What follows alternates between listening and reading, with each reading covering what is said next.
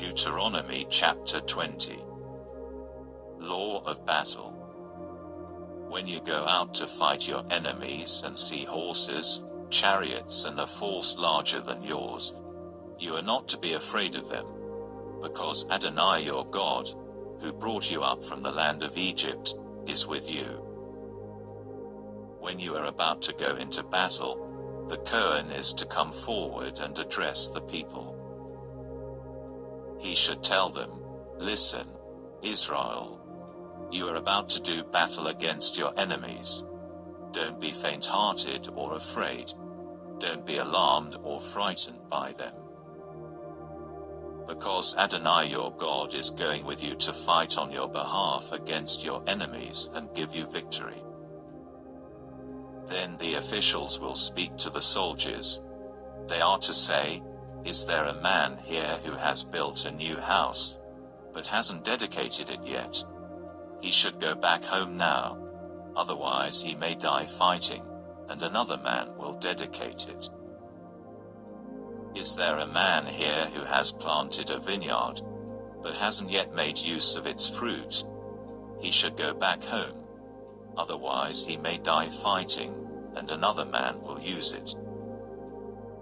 Is there a man here who is engaged to a woman, but hasn't married her yet?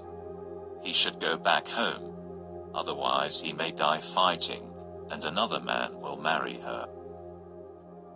The officials will then add to what they have said to the soldiers, "Is there a man here who is afraid and faint-hearted? He should go back home, otherwise his fear may demoralize his comrades as well." When the officials have finished speaking with the soldiers, commanders are to be appointed to lead the army. VII. When you advance on a town to attack it, first offer it terms for peace. If it accepts the terms for peace and opens its gates to you, then all the people there are to be put to forced labor and work for you. However, if they refuse to make peace with you, but prefer to make war against you, you are to put it under siege. When Adonai your God hands it over to you, you are to put every male to the sword. However, you are to take as booty for yourself the women, the little ones, the livestock, and everything in the city, all its spoil. Yes, you will feed on your enemy's spoil, which Adonai your God has given you. This is what you are to do to all the towns which are at a great distance from you, which are not the towns of these nations. As for the towns of these peoples, which Adonai your God is giving you as your inheritance, you are not to allow anything that breathes to live.